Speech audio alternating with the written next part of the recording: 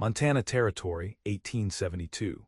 Sunlight splashed across the rugged Bitterroot Mountains as thunder rolled in the distance. The promise of spring rains meant hope for parched land, but to Jeremiah Xanders, weather was merely another thing to endure.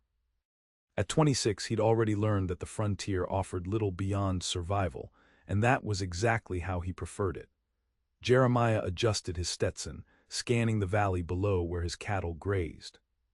5 years he'd been working this spread for Old Man Miller, and in another 2, he might have enough saved to claim his own patch of Montana soil. Not that he had anyone to share it with. The thought pricked at him before he shoved it away. A man's better off alone out here, he reminded himself, a mantra learned the hard way after watching his father waste away from grief when his mother died of fever. Love's just another way to die in the West. Lightning cracked across the darkening sky as he guided his buckskin gelding down toward the creek. Spring melt had turned the usually placid water into a churning torrent, and Jeremiah kept a respectful distance. The ranch needed the water, but nature's gifts often came with teeth out here. That's when he heard it, a sound that didn't belong among the thunder and rushing water, a cry, faint but unmistakably human. Jeremiah reined in his horse, listening.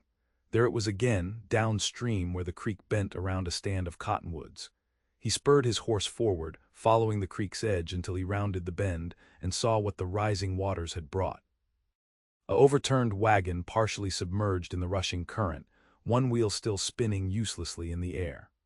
And clinging to a tree branch that dipped precariously into the water was a woman, her blue dress plastered against her body, her face a pale oval against the darkening sky. "Hold on," he shouted, already dismounting. The woman's eyes found his wide with terror as the branch cracked ominously. Jeremiah didn't hesitate. He secured his horse and waded into the freezing water, fighting the current that clawed at his legs. The woman's grip on the branch was failing, her knuckles white with strain. "I can't," she gasped as the branch dipped lower. "Yes, you can," he countered, reaching her just as her fingers slipped. She fell forward into his arms with such force that they both went under. The cold shocked his lungs, but instinct took over as he gripped her waist with one arm and fought for the surface. They broke through together, gasping. The current pushed them downstream, but Jeremiah managed to angle toward the bank, his boots occasionally finding purchase on the rocky creek bed.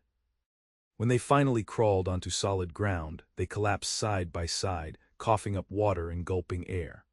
Only then did Jeremiah really look at her. She was younger than he'd initially thought, perhaps 21 or 22, with honey blonde hair now darkened by water and plastered to her shoulders. Despite being soaked and bedraggled, there was a delicate beauty to her features that made something in his chest tighten unexpectedly. "Thank you," she managed between shivers, her blue eyes meeting his. "I thought I was." "You're safe now," he said, quickly looking away and getting to his feet. "Can you stand, miss?" Daniella Kessler." She accepted his offered hand and rose unsteadily, her soaked blue calico dress hanging heavy around her slender frame. "I was crossing when the waters rose faster than I expected. My wagon is likely headed to Idaho by now," Jeremiah finished, looking downstream where the current had already carried most of her belongings away. "Where were you headed?" "Helena, my uncle has a mercantile there." A fresh shiver racked her body. "I've lost everything." Jeremiah frowned, uncomfortable with the tears welling in her eyes. Crying women were not in his realm of experience, and he had no desire to change that. But leaving her here wasn't an option. Night was falling, the storm building, and predators, both animal and human, roamed these parts. Miller's ranch is about 3 miles from here. "You can dry off there, figure out your next move." He whistled for his horse, which trotted dutifully over. "You ride, I'll walk alongside." "I couldn't possibly." "It wasn't a suggestion, Miss Kessler. Storm's coming, and these mountains aren't kind after dark." Her chin lifted slightly, a flash of stubborn pride that surprised him. "I'm not helpless, Mr. Xanders, Jeremiah Xanders." He stepped closer, lowering his voice. "And I never said you were helpless, but you're soaked to the bone with night falling and a storm on the way. Even the strongest frontiersman would be in trouble under those circumstances." Something in his tone must have convinced her, because she nodded and allowed him to help her onto his horse. As they started toward the ranch, the first heavy drops of rain began to fall. Of all the creeks in all of Montana, Jeremiah muttered to himself, she had to wash up in mine.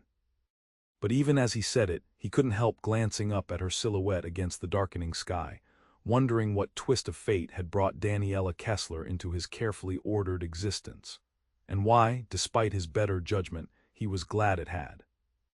Miller's ranch house glowed with warm lamplight as Jeremiah led his horse into the yard. The rain had settled into a steady downpour, soaking them both despite his oilskin coat, which he'd insisted Daniella wear. Jeremiah, the ranch owner Walter Miller, appeared on the porch, his weathered face creasing with surprise. "Who have you got there?" "Found her downstream, wagon overturned in the creek." Jeremiah helped Daniella dismount, noting how she wobbled slightly before straightening her spine with visible determination. Mrs. Miller appeared behind her husband, her motherly instincts immediately taking over. "Good heavens, child, you're soaked through. Walter, fetch some blankets.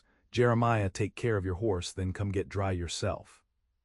20 minutes later, Daniella sat wrapped in quilts by the kitchen stove, her blonde hair hanging in damp waves down her back. Mrs. Miller had lent her a flannel nightgown and robe while her dress dried. Jeremiah, changed into dry clothes himself, sat awkwardly at the kitchen table, nursing a cup of coffee as Daniella explained her situation. "My parents died last winter, influenza." Her voice held steady despite the weight of her words. "Uncle Thomas is my only family now. He sent money for the stage, but I thought I could make it last longer if I bought a wagon instead." "Mrs. Miller clucked sympathetically. "All alone at 22, you poor dear." "I'm not poor," Daniella countered with unexpected firmness. "I lost my belongings, but I still have my skills. I taught school back in Minnesota." Jeremiah found himself studying her more carefully. Beneath the delicate features was a surprising resolve. Most women he'd encountered would be hysterical after such an ordeal, but Daniella Kessler seemed determined to face her circumstances head-on. "School, eh?" Miller stroked his beard thoughtfully. "We've been trying to get a proper teacher out here for years. 15 families in the valley with children running wild as jackrabbits." Mrs. Miller brightened. "Why, that's perfect. You could stay with us until you're settled. The old Perkins cabin could be fixed up for a schoolhouse." Daniella hesitated, glancing at Jeremiah, who quickly looked away, suddenly fascinated by the contents of his coffee cup. "I couldn't impose, and my uncle is expecting me." "Nonsense," Mrs. Miller declared. "We can send word to your uncle. Meanwhile, these children need learning, and you need a place to land on your feet." Jeremiah shifted uncomfortably. The last thing he needed was this woman staying nearby, disrupting the careful isolation he'd built. Yet he couldn't deny the logic of the arrangement, or the small, traitorous part of him that wasn't entirely displeased by the prospect. "I suppose," Daniella said slowly, "I could stay until the summer at least. Give my uncle time to prepare for my arrival." "Excellent," Miller clapped his hands together. "Jeremiah can help get the cabin in shape. He's the handiest of all my boys." Jeremiah's head snapped up. "I've got the north pasture fence to mend and the cattle to move. Thomas and William can handle that." Miller waved away his objection. "I need someone with a good eye to make sure that cabin is safe and proper for a lady." Trapped, Jeremiah could only nod stiffly. "As you say, Mr. Miller." Later that night, unable to sleep, Jeremiah stepped onto the bunkhouse porch. The storm had cleared, leaving a sky scattered with stars so bright and numerous they seemed close enough to touch. Against his will, his eyes drifted toward the main house where Daniella Kessler was sleeping. "This changes nothing," he told himself firmly. "Help fix up the cabin, be polite, keep your distance. She'll be gone by summer's end." But even as he turned back inside, Jeremiah couldn't shake the feeling that something fundamental had shifted, like the earth itself had tilted slightly on its axis. And for a man who prided himself on standing on solid ground, that was a deeply unsettling thought. The Perkins cabin had been empty for 3 years. ever since the old prospector had finally admitted defeat and headed back east. Situated on a gentle rise overlooking the valley, it was sturdily built but neglected, with a sagging porch and windows clouded with grime. "It has potential," Daniella said hopefully, picking her way through the dusty interior. She wore a borrowed dress of faded blue cotton that was slightly too large for her slender frame, belted tightly at the waist. Jeremiah grunted, assessing the work needed. "Roof sound, floor needs some boards replaced, windows need reglazing." He glanced at the stone fireplace. "Chimney will need cleaning before you can safely use it." "We can add curtains here," she continued as if he hadn't spoken, moving to the windows.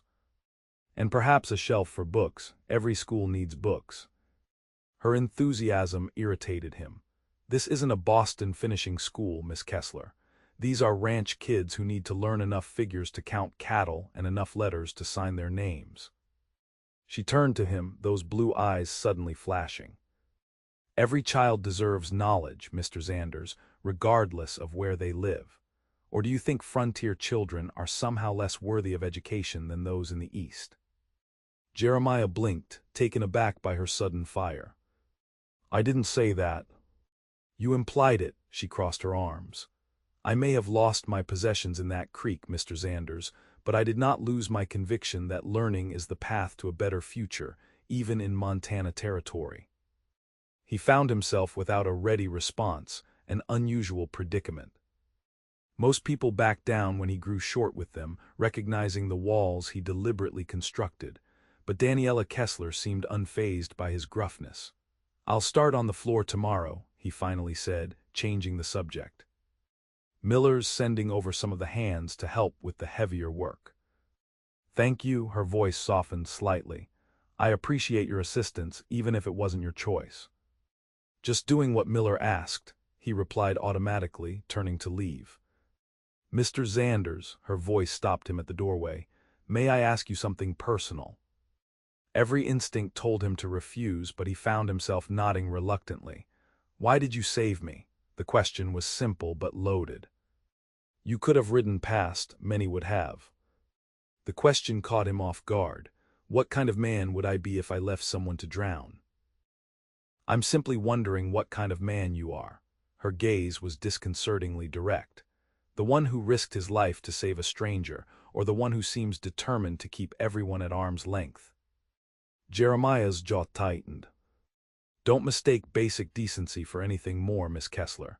Out here, we help when needed, then we move on. That's how survival works."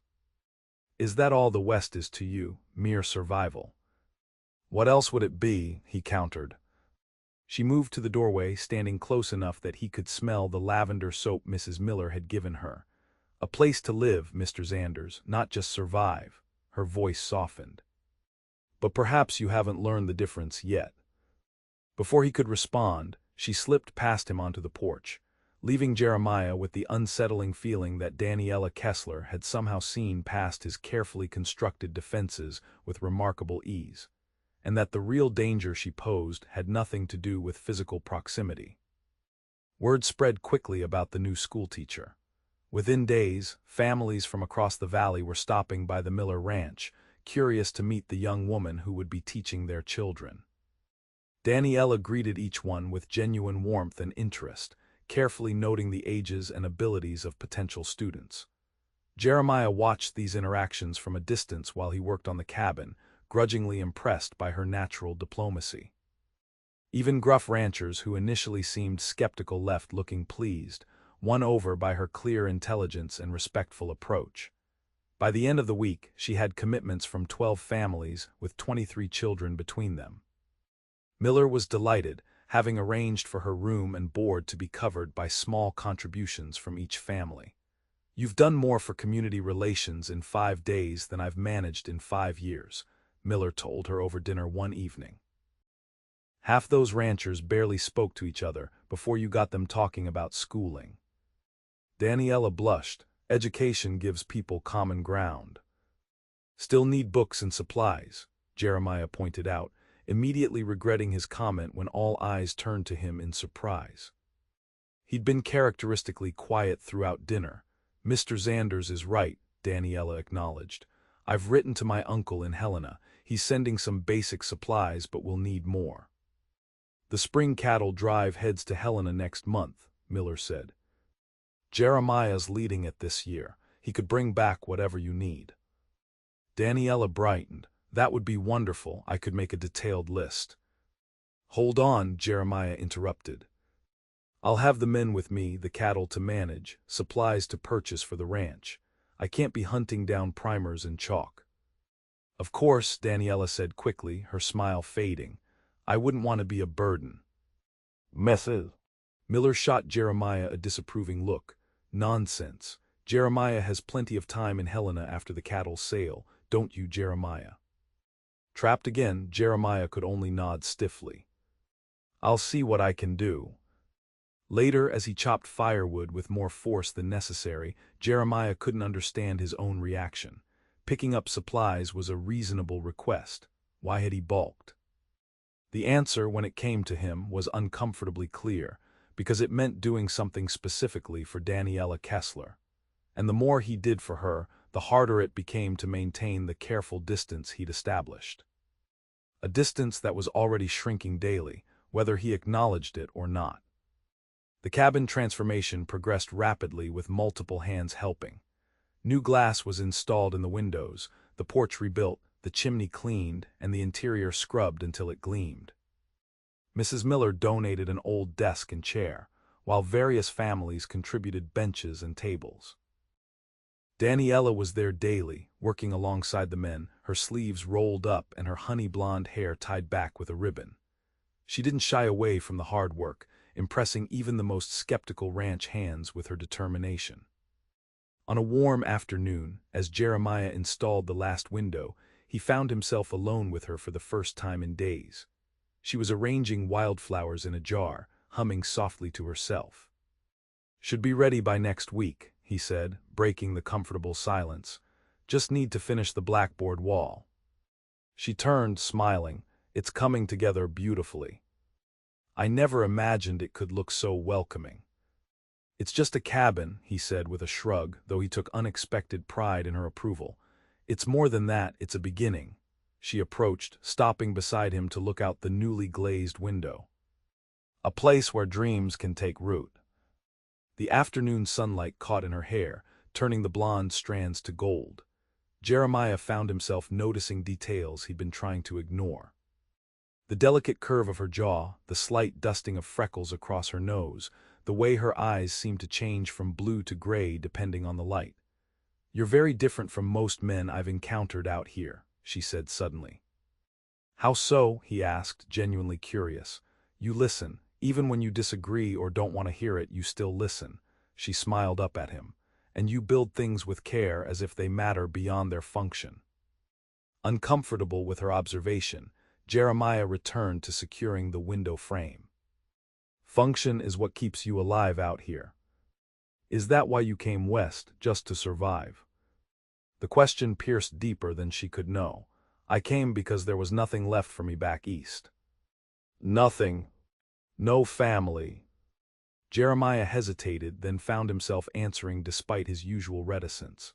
"Father died when I was 20. Mother had gone years before. No siblings." "I'm sorry," she said simply.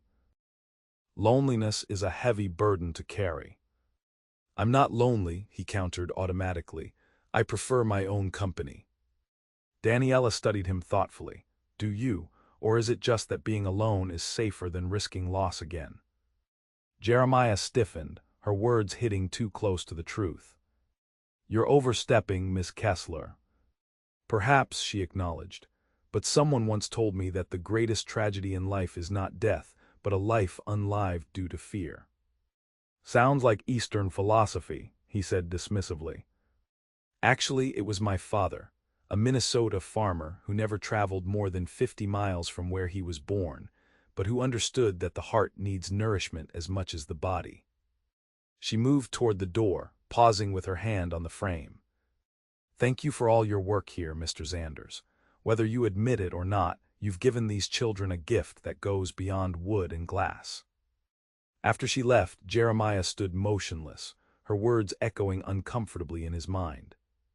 He'd come west seeking empty spaces where memories couldn't follow, building a life focused solely on the practical. He'd convinced himself that connections were liabilities, that caring only led to pain when the harsh realities of frontier life inevitably struck. Yet in just 2 weeks, Daniella Kessler had made him question certainties he'd lived by for years, and he wasn't entirely sure he wanted her to stop. The school opened on a bright Monday morning in late April. Children arrived from all directions, some on horseback, others in wagons with their parents, a few on foot from nearby homesteads. Daniella greeted each one by name, having made a point of meeting every student beforehand. Jeremiah watched from the corral where he was breaking a young horse, telling himself he was merely curious about the fruits of his labor on the cabin. But truthfully, he wanted to see Daniella in her element. She wore her best dress for the occasion, a pale yellow cotton with white collar and cuffs that Mrs. Miller had altered to fit her perfectly. With her hair neatly pinned up and a genuine smile lighting her face, she looked every inch the proper schoolteacher, yet somehow still radiated the same strength he'd witnessed when he pulled her from the creek. Throughout the day, as he went about his chores, Jeremiah found his attention repeatedly drawn to the cabin on the hill. Once, he heard the children's voices raised in song. Later, laughter carried on the breeze as they played some sort of game during their midday break. At day's end, he found himself lingering near the path that led down from the school, adjusting a loose shoe on his gelding as the children dispersed toward home. Daniella appeared last, her arms full of papers, her expression tired but satisfied. She spotted him and altered her course slightly. "Good afternoon, Mr. Xanders. Horseshoe troubles." "Just needed tightening," he said, straightening. "How was your first day?" Her face brightened. "Wonderful. Challenging, certainly. The older boys tested me a bit, and the skill levels vary tremendously, but they're eager to learn. Even Tom Riggins's boy. He's got a reputation for troublemaking.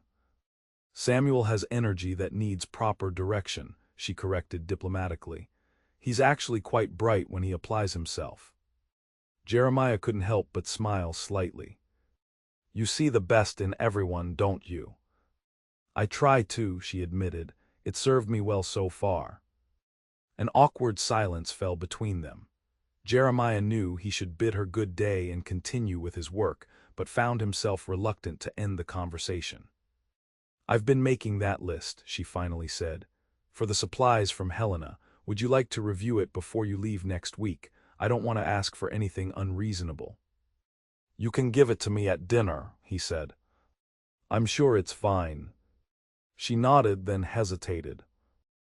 "Mr. Xanders, Jeremiah, I wanted to thank you again, not just for the rescue but for everything since. I know helping with the school wasn't your choice, but you've been instrumental in making it happen."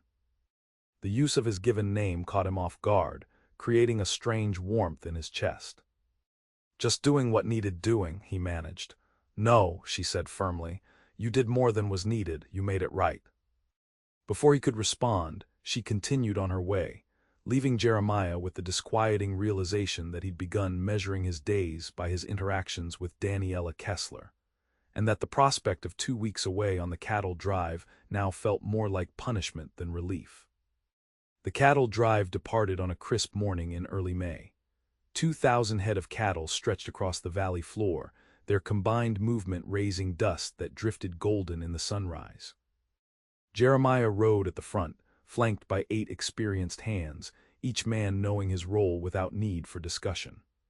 As they passed the schoolhouse, Jeremiah found his eyes drawn to the building despite his determination to focus on the task ahead. To his surprise, Daniella stood on the porch with her students gathered around her. At his approach, she raised her hand in greeting, and the children followed suit, waving and calling out good wishes for the journey. The unexpected send-off caught him off balance. He touched the brim of his hat in acknowledgement, hoping the distance concealed the emotion that threatened to crack his carefully maintained facade. "Teacher's got herself quite a following already," observed Thomas, one of the older hands riding beside him. "Never seen the Valley kids so excited about learning." Jeremiah merely nodded, unwilling to engage in conversation about Daniella. "Mighty pretty, too," Thomas continued. oblivious to Jeremiah's discomfort. Heard Wilson over at the Broken Spoke is planning to court her once she's settled. The information landed like a physical blow, though Jeremiah kept his expression neutral. James Wilson was the most successful rancher in the next valley, wealthy, respected, and unattached at 34. A logical suitor for a woman in Daniella's position. Her business, Jeremiah said curtly. Let's focus on getting these cattle to market in good condition. Thomas took the hint and fell silent, but the damage was done. As the schoolhouse disappeared behind them, Jeremiah found himself plagued by an unfamiliar emotion that took miles of dusty trail to identify: jealousy. The realization was unwelcome. He had no claim on Daniella Kessler, nor did he want one. Attachment meant vulnerability, and vulnerability inevitably led to loss. His parents' story had taught him that lesson all too well: his mother's death from fever, followed by his father's slow disintegration from grief. No, it was better this way. The drive would give him distance, perspective. By the time he returned, he'd have his emotions firmly back under control. Yet that night, as he lay under the vast Montana sky scattered with stars, Jeremiah found himself remembering how Daniella had looked standing in that same starlight the night he'd rescued her, soaked and shivering, but with a quiet determination that had impressed him even then. And despite his best efforts, he fell asleep with her image in his mind, and her name like a whisper on the edge of his consciousness. Helena bustled with activity, the territorial capital having grown considerably since Jeremiah's last visit. After successfully delivering the cattle and negotiating a fair price, he found himself with 3 days before the journey home, and a lengthy list of supplies to purchase for both the ranch and Daniella's school. He tackled the school supplies first, telling himself it was simply more efficient. The list was detailed but reasonable: primers and readers for different skill levels, slates and chalk, paper and pencils, a wall map of the United States, and several reference books. The bookseller raised his eyebrows at the specificity. "Must be some school you're supplying. Where'd you say this was?" "Bitterroot Valley," Jeremiah replied, scanning the shelves. "New teacher started last month." "Ah, would that be Miss Kessler? My brother-in-law Thomas mentioned her in his letter. Said she's quite remarkable." Jeremiah's head snapped up. "Thomas Kessler is your brother-in-law?" "By marriage to my sister Mary, yes." The bookseller extended his hand. "Henry Phillips." Thomas would have come himself to greet his niece, but business keeps him in Helena. "Jeremiah Xanders," he replied, shaking the offered hand. "I work for Walter Miller, the man who's hosting my niece." "A pleasure indeed." Phillips's face grew serious. "We were sick with worry when we heard about the accident at the creek. If not for your intervention," he cleared his throat. "Our family owes you a debt, Mr. Xanders." Uncomfortable with the gratitude, Jeremiah changed the subject. "Miss Kessler mentioned your store might have additional books suitable for the school." "Indeed," Phillips brightened. Thomas set aside several volumes from his personal collection. He disappeared into a back room, returning with a wooden crate: Shakespeare, Emerson, some history volumes, and several classics. "On the house, of course." "I couldn't." "Please," Phillips insisted. "For the man who saved our Daniella, it's the least we can do. Besides, Thomas is desperate to support her teaching endeavors. He was devastated when her parents died, but so proud when she decided to make the journey west." As Phillips continued talking about Daniella's childhood and her parents' encouragement of her education, Jeremiah found himself listening with unexpected intensity, hungry for details about her past. Each revelation, her early love of reading, her determination to become a teacher despite limited opportunities for women, her gentle but stubborn nature, seemed to illuminate another facet of the woman he'd come to know. By the time he left the store, arms laden with carefully wrapped packages, Jeremiah had a deeper understanding of Daniella Kessler, and a growing awareness that his interest had progressed far beyond casual curiosity. That evening in his hotel room, he found himself adding one more item to his purchases: a leather-bound journal with cream-colored pages, simple but elegant. He told himself it was a practical gift for a teacher, nothing more. But deep down, Jeremiah knew he was crossing a line he'd drawn for himself long ago. And the most troubling part was how little that fact bothered him. The return journey took longer than the outbound trip, the wagons loaded with supplies moving at a deliberate pace across the rugged terrain. Jeremiah found himself growing increasingly impatient, eager to reach the valley though he refused to examine his reasons too closely. When they finally crested the last ridge overlooking the Miller Ranch, the setting sun bathed the valley in golden light. From this vantage point, Jeremiah could see the schoolhouse on its gentle rise, smoke curling from the chimney despite the late hour. Thomas noticed his gaze. "Teacher's been keeping late hours, Mrs. Miller says she's there most evenings, preparing lessons or grading papers." Jeremiah merely nodded, guiding his horse down the slope toward the ranch buildings. The men would unload the main supplies in the morning, but the school materials were secured on his personal pack horse, and he found himself unwilling to wait. After seeing to his animals and reporting briefly to Miller, Jeremiah loaded the packages onto a mule and headed toward the schoolhouse. The windows glowed with lamplight as he approached, and through the open door he could hear Daniella's voice as she read aloud, presumably practicing for the next day's lessons. He hesitated on the porch, suddenly uncertain. It was evening, they would be alone, and the propriety of the situation was questionable at best. But before he could reconsider, Daniella appeared in the doorway, alerted by the sound of the mule's hooves. "Mr. Xanders'" surprise and genuine pleasure brightened her features. "You've returned." "Just this evening," he confirmed, removing his hat. "I brought your supplies." "So soon? I hadn't expected." She stopped, seeming to collect herself. "Please come in. You must be exhausted from your journey." The schoolroom had transformed in his absence. Colorful maps adorned the walls, students' work was displayed proudly, and wildflowers brightened the windowsills. Most striking was the large slate board he'd installed, now covered with Daniella's neat handwriting poetry if he wasn't mistaken.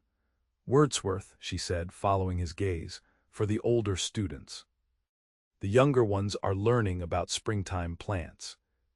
"Seems you've been busy," he observed, setting down his packages. "As have you," she replied, eyeing the substantial pile. "Did you find everything?" "Everything and more. Your uncle was quite generous." Her expression softened. "You met Uncle Thomas." "His brother-in-law, actually, Mr. Phillips at the bookstore." Jeremiah began unwrapping the packages, oddly nervous. He included some additional volumes he thought might be useful. Daniella's delight as each book was revealed made the long journey worthwhile. She handled each volume with reverence, exclaiming over titles and authors, already planning how she would incorporate them into her lessons. When finally he handed her the journal, carefully wrapped in brown paper and tied with string, her eyebrows raised in question. "This wasn't on the list," he said awkwardly. "But I thought, for your teaching notes perhaps." She unwrapped it carefully, her fingers tracing the soft leather cover. "It's beautiful," she whispered, looking up at him with an expression that made his heart stutter uncomfortably. "Thank you, Jeremiah." The use of his given name, spoken softly in the lamplight, seemed to hang in the air between them. He should leave, he knew. Propriety demanded it. Yet he found himself rooted to the spot, unable to tear his gaze from her face. "How was your journey?" she asked, breaking the tension. "Did everything go as planned?" Grateful for the neutral topic, Jeremiah leaned against one of the desks. "Smooth enough, got a good price for the cattle, weather held." "And Helena, has it changed since you were last there?" "Growing fast, new buildings everywhere." He hesitated, then added, "Your uncle's shop is impressive, well-stocked, respected. He speaks highly of you." Daniella smiled, a touch of sadness in her eyes. "He's been my champion since I was small, after my parents died." She trailed off, then visibly composed herself. "It means a great deal that he still believes in me, even after I chose to stay here rather than continuing to Helena." "Why did you?" The question escaped before Jeremiah could consider its implications. "Stay, I mean." "You could have gone on to Helena after recovering from the accident." She considered him thoughtfully. "Because I was needed here." These children had no teacher, no real opportunity for education. She paused, then continued more softly, and perhaps because, for the first time since losing my parents, I felt I had found a place where I truly belonged. The simple honesty of her answer touched something deep within Jeremiah, a longing he'd buried beneath years of self-imposed isolation. What would it be like, he wondered, to belong somewhere so completely, to someone? The thought was dangerous, and he pushed it away quickly. "It's getting late," he said abruptly, reaching for his hat. "I should let you rest." Disappointment flickered briefly across her features before she nodded. "Of course, you must be tired yourself." She walked him to the door, then hesitated. "Jeremiah." He turned, struck again by how the lamplight transformed her hair to molten gold. "Yes. I'm glad you're back safely." 3 simple words, yet they warmed him more than they should have. "Good night, Daniella," he replied, allowing himself the intimacy of her name just this once. As he walked back to the ranch under the vast canopy of stars, Jeremiah knew with unsettling clarity that the careful boundaries he'd established were crumbling, and that Daniella Kessler had somehow slipped past defenses he'd thought impenetrable. May rolled into June, bringing longer days and the vibrant green of full spring to the valley. The school thrived under Daniella's guidance, with even the most reluctant students showing improvement. Parents who had initially been skeptical now sang her praises, and she had become a respected figure in the community. Jeremiah kept his distance as much as possible, burying himself in ranch work. Yet he found himself creating reasons to ride past the schoolhouse, timing his errands to coincide with the end of the school day, and listening more attentively than he cared to admit when her name was mentioned at mealtimes. His efforts at avoidance were ultimately futile. In a community as small as the valley, their paths crossed regularly, at Sunday gatherings, community meals, and the occasional social event at the Miller Ranch. It was at one such gathering, a celebration of the successful cattle sale, that Jeremiah's carefully maintained composure finally cracked. The Millers had organized an outdoor supper followed by music and dancing on the packed earth of the barn floor. Lanterns hung from the rafters, casting a warm glow over the assembled neighbors and ranch hands. Daniella wore a dress Jeremiah hadn't seen before, pale blue with delicate embroidery at the collar and cuffs. Her blonde hair was arranged in a simple but elegant style, with small white flowers woven into the braids. She looked utterly at home among the frontier families, laughing with the children and chatting easily with the women. "Quite a change from when you pulled her out of that creek," Miller observed, appearing at Jeremiah's side with 2 glasses of whiskey. Jeremiah accepted the drink with a nod. "She's adapted well." "More than adapted, she belongs here now." Miller sipped his whiskey thoughtfully. "Though I hear James Wilson's been trying to convince her that she belongs over in his valley instead." The information wasn't new. Jeremiah had heard the rumors, but it still sent an uncomfortable jolt through him. "Her decision," he said tersely. Miller gave him a knowing look. "Is it? Seems to me she might be waiting for a different offer altogether." Before Jeremiah could respond to this alarming observation, the fiddle player struck up a lively tune. Couples quickly formed on the makeshift dance floor, and to Jeremiah's dismay, he saw James Wilson approaching Daniella with clear intent. What happened next was both unexpected and revealing. Without conscious decision, Jeremiah found himself moving across the barn, arriving at Daniella's side just as Wilson was extending his invitation. "Miss Kessler," Jeremiah said, tipping his hat. "Might I have the honor of this dance?" Surprise flashed across her face, quickly replaced by a smile that made his breath catch. "I would be delighted, Mr. Xanders." Wilson's expression darkened momentarily before he nodded stiffly and retreated. Jeremiah led Daniella onto the floor, suddenly aware that he had created a situation he was ill-prepared to handle. "I didn't know you danced," she said as they took their positions for the reel. "There's a lot you don't know about me," he replied, surprising himself with the admission. The dance began, a spirited affair that required concentration and coordination. Jeremiah was grateful for the structure that prevented immediate conversation, though each time their hands met in the patterns of the dance, a jolt of awareness passed between them. When the music finally shifted to a slower waltz, Jeremiah knew he should bow out. Instead, he found himself extending his hand again, and Daniella accepted without hesitation, stepping into his arms with a trust that humbled him. "You're full of surprises tonight," she murmured as they began to move in time to the music.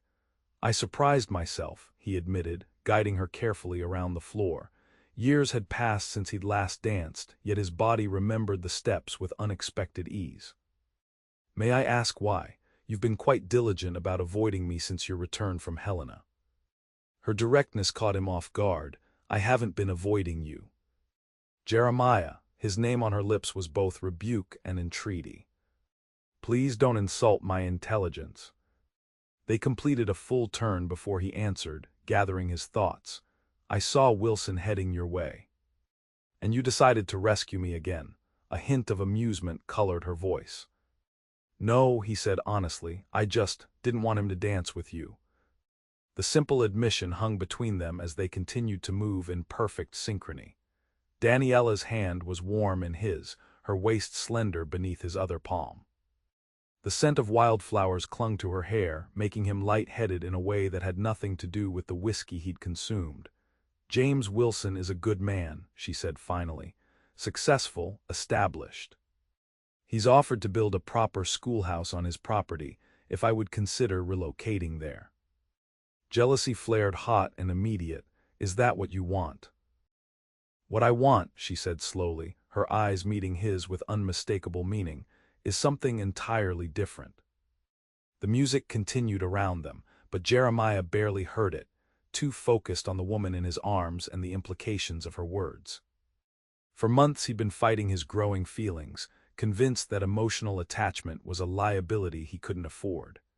Yet in this moment, with Daniella looking up at him with hope and vulnerability in equal measure, his carefully constructed arguments seemed hollow and cowardly. "Daniella," he began, his voice rough with emotion he'd long denied, "I'm not good at this, at feelings connections." "I've noticed," she said, a small smile playing at the corners of her mouth. "Yet here you are, dancing with me under the stars." The observation struck him forcefully. He'd been so focused on what he might lose by opening his heart that he'd failed to consider what he was already losing by keeping it closed. Before he could formulate a response, the music ended. Around them, couples separated, clapping for the musicians. The moment of intimacy fractured, leaving Jeremiah feeling oddly bereft. "Thank you for the dance," Daniella said formally, though her eyes still held questions he wasn't ready to answer. "My pleasure," he replied, the conventional response inadequate to express the tumult of emotions coursing through him. As she turned to leave, he impulsively caught her hand. "Would you walk with me outside? There's something I need to say." Hope blossomed in her expression. "Yes, I'd like that." They slipped away from the celebration, stepping into the cool evening air. The moon hung full and bright above the mountains, bathing the valley in silver light. Jeremiah led her toward a small rise overlooking the ranch, where a lone pine offered some privacy. "I'm not good with words," he began, searching for the right way to explain the conflict that had been raging within him. "You don't need to be," she said gently, "just be honest." Honesty, such a simple request, yet it required him to confront truths he'd been avoiding for months. Jeremiah took a deep breath, gazing out over the moonlit valley. "When I was 16, my mother fell ill with fever. My father and I did everything we could, but she died within a week." The words emerged rusty from disuse, this story untold for years. "My father never recovered." "Oh, he lived another 8 years, but he was just a shell. He stopped living when she died." Daniella remained silent, her presence steady beside him. "I watched him waste away from grief, and I promised myself I'd never be that vulnerable." Jeremiah turned to face her directly. "When I came west, it was to escape not just memories, but the possibility of that kind of pain. I built a life around not needing anyone. And then I appeared in your creek," she said softly. "And nothing has been the same since." The admission cost him, but once started he couldn't seem to stop. "I tried to keep my distance, told myself it was for the best for both of us." But I find myself thinking about you when I should be focused on work, looking for you whenever I ride into the valley, wondering what you're teaching, what you're thinking." He ran a hand through his hair in frustration. "It's maddening." A smile slowly spread across Daniella's face, luminous in the moonlight. "Is that so terrible, to care about someone?" "It's terrifying," he admitted, "because I don't know how to do this, how to be this person who feels things." She stepped closer, close enough that he could see the individual strands of gold in her hair, the subtle curve of her lips. "Perhaps you could learn. As you taught me to adapt to frontier life, I could teach you that caring isn't always a path to pain." "And if it is," he challenged quietly. "The West is harsh, Daniella. People get sick, accidents happen, winters kill. What then?" "Then we face it together," she said simply. "Because the alternative, living half a life to avoid potential pain, seems far more tragic to me." Her words struck with the force of truth, echoing his own unacknowledged thoughts. For years he'd been merely existing, not living, surviving but never thriving. Daniella Kessler had shown him another way, a fuller life that included both risk and joy. "I can't promise I'll be good at this," he warned. "I've spent a long time building walls." "I've noticed," she said dryly. "Fortunately, I'm rather patient." The moonlight caught the humor in her eyes, and something tight in Jeremiah's chest finally loosened. Without overthinking, he reached out to touch her cheek, his calloused fingers gentle against her soft skin. "May I?" he asked, his voice barely above a whisper. Her answer was to rise slightly on her toes, bringing her face closer to his.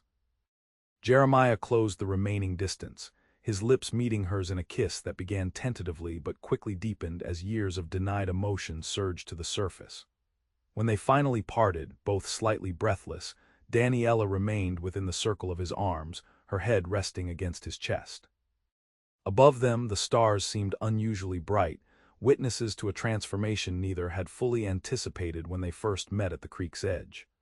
"I should take you back," Jeremiah said eventually, though he made no move to release her. "People will talk." Daniella laughed softly. "Jeremiah, they're already talking, have been since you rescued me."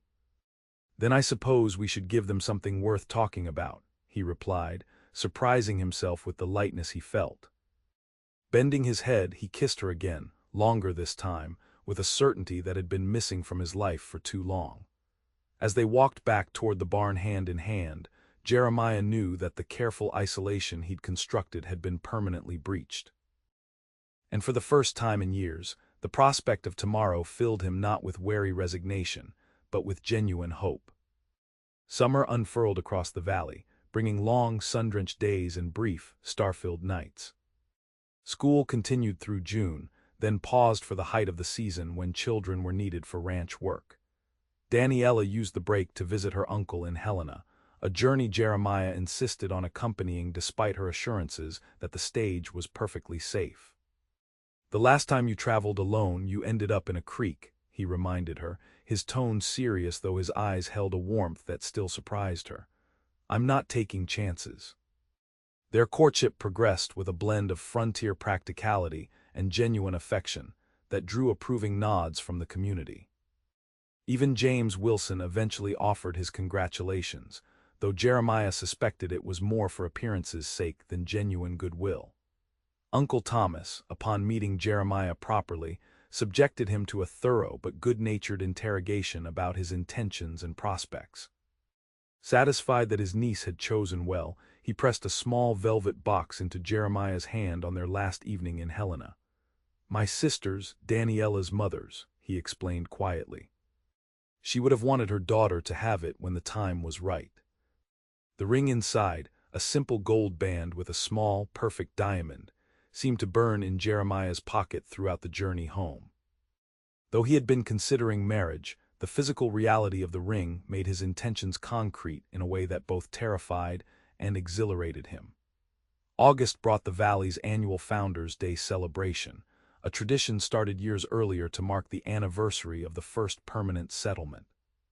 Tables laden with food filled the town square, games were organized for the children, and as evening fell, lanterns transformed the space into an outdoor ballroom. Jeremiah had been unusually quiet all day, his thoughts occupied with the ring and the momentous question it represented.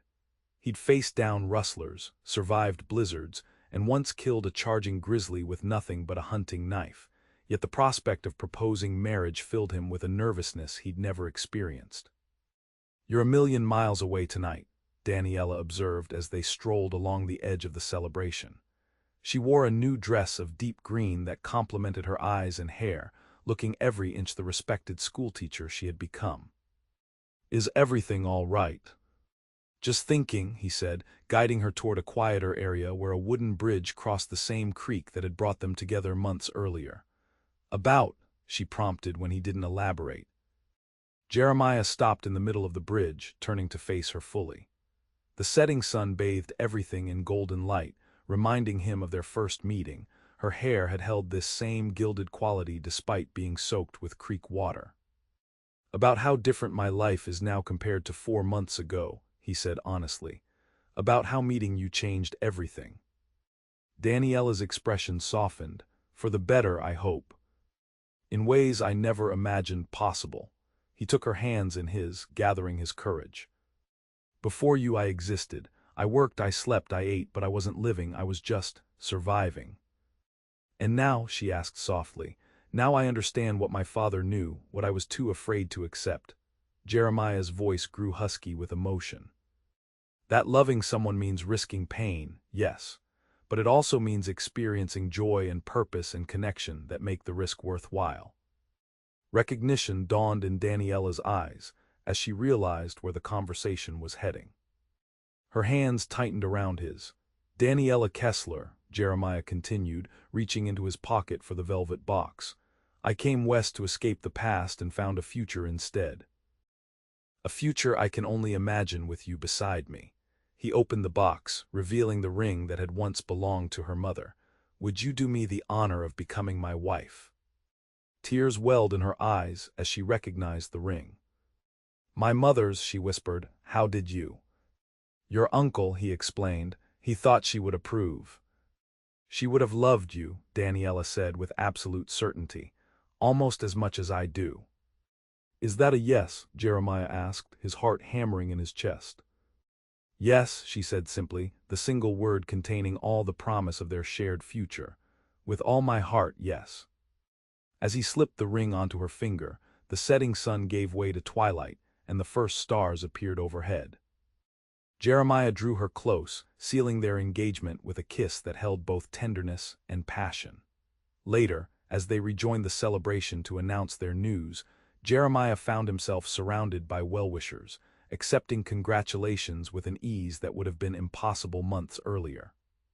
The community that had once seemed merely a place to work had become a home, with Daniella at its center. That night, after escorting Daniella back to the Miller Ranch where propriety demanded she remain until their wedding, Jeremiah stood alone on the porch of the bunkhouse, gazing up at the vast canopy of stars. The same stars had witnessed his arrival in the valley years ago, solitary, guarded, determined to need no one. Now they witnessed his transformation, a man preparing to build not just a homestead, but a life shared with someone who had taught him that the greatest risk was not in loving, but in refusing to love at all. The wedding took place on a perfect September morning, with the aspen trees beginning to turn gold against the deep green of the pines.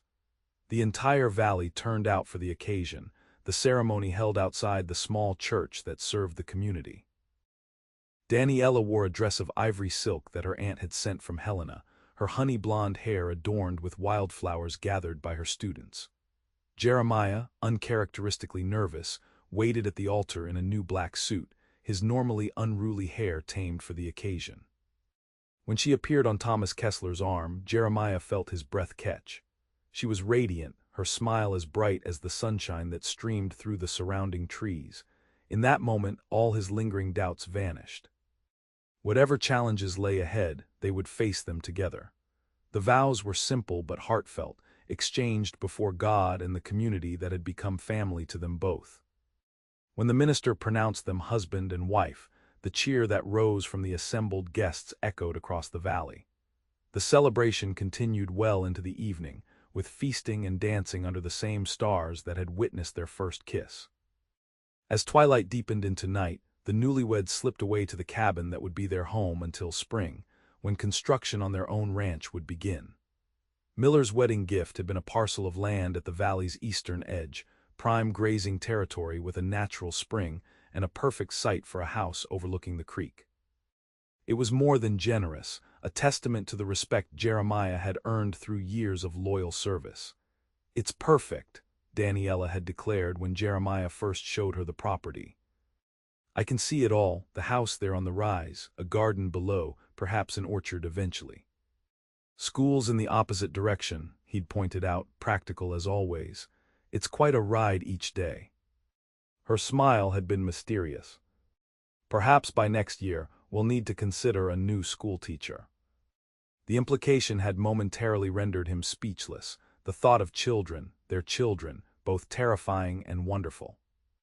Now, as he carried her across the threshold of their temporary home, that conversation returned to him. The cabin had been transformed for their wedding night, with fresh linens on the bed, wildflowers in clay pots, and candles casting a warm glow over the simple furnishings. "Welcome home, Mrs. Xanders," Jeremiah said, setting her gently on her feet. Daniella's eyes shone with happiness as she reached up to touch his face. "I've been home since the moment you pulled me from that creek," she said softly. "I just didn't know it yet." As the candles burned low and the stars wheeled overhead, two souls that had once been adrift found harbor in each other's arms. The journey that had begun with a rescue at the creek's edge continued with promises of a shared future, one built on the understanding that true strength lay not in isolation, but in the courage to love despite all risk. Epilogue. 5 years later. The setting sun cast long shadows across the valley as Jeremiah guided his horse toward home. The day had been productive, fences mended, cattle checked, arrangements finalized for the upcoming drive to Helena. His ranch had prospered beyond expectations, with 3 hands now employed year-round and a reputation for quality stock that spread beyond Montana territory. As he crested the final rise, the homestead came into view. A sturdy 2-story house of squared logs, a barn and corral, outbuildings, and the vegetable garden that was Daniella's pride. Smoke curled invitingly from the chimney, promising warmth and comfort after a long day's work. But it was the figures on the front porch that drew his eye and quickened his pace. Daniella sat in the rocking chair he had crafted for her 3rd anniversary gift, their infant daughter cradled in her arms. Beside her, their 3-year-old son Thomas played with wooden blocks, his dark head bent in concentration. At the sound of hoofbeats, Thomas looked up, his face breaking into a grin that was a miniature version of Jeremiah's own. "Papa," he shouted, abandoning his blocks to race down the steps. Jeremiah swung down from his horse in time to catch his son, lifting him high in the air before settling him on his shoulders. "Have you been helping your mama today, Cowboy?" "I fed the chickens all by myself," Thomas announced proudly. "And I didn't chase them this time." "That's my boy," Jeremiah laughed, carrying him toward the porch where Daniella watched with a smile that still made his heart skip after all these years. "Welcome home," she said, rising to meet him. The baby in her arms, little Sarah, just 4 months old, gurgled happily at the sight of her father. Jeremiah leaned down to kiss his wife, then took the baby in his free arm, marveling as he always did at how perfectly she fit there. "How are my girls today?" "Wonderful now that you're home," Daniella replied, slipping her arm around his waist as they entered the house together. The interior was warm and inviting, with simple furniture crafted by local hands, colorful quilts made by Mrs. Miller, and bookshelves that reflected Daniella's continuing love of learning.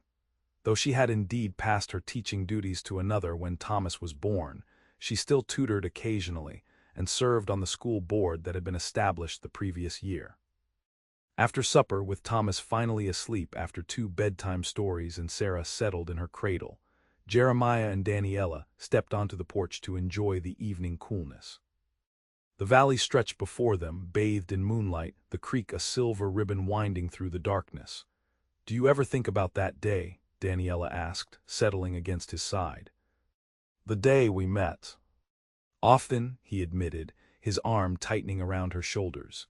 though I prefer to remember our first kiss rather than how blue your lips were from the cold water." She laughed softly. "I was thinking about how convinced you were that caring for someone was a weakness, that love only led to pain." "I was a fool," he said simply. "No," she corrected gently. "You were wounded, there's a difference." Jeremiah considered this, watching the stars emerge one by one above the mountains. "Either way, you changed everything, taught me that a man needs more than land and cattle to truly live."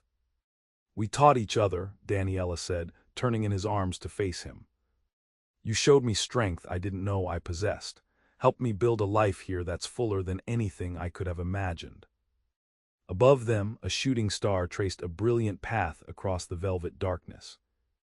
Daniella smiled up at her husband, her face as beautiful to him now as it had been that first day, perhaps more so for the years of joy and trials they had shared. "I love you, Jeremiah Xanders," she said softly. "More with each passing day." "And I love you," he replied, bending to kiss her with tenderness that had only deepened with time. "My heart, my home, my everything." As they stood entwined beneath the vast Montana sky, Jeremiah reflected on the journey that had brought them to this moment. From a chance rescue at a flooded creek to the life they had built together, children, land, a future rich with possibility. The stars that had witnessed their beginning now watched over their continuing story, a testament to the truth Daniella had taught him. That in opening his heart to love, he had not found weakness, but a strength more profound than he had ever known. And as they finally turned to go inside, hand in hand, Jeremiah knew with unshakable certainty that the greatest adventure of his life had not been coming west, but learning to love the woman who had been carried into his life by the rushing waters of a Montana creek.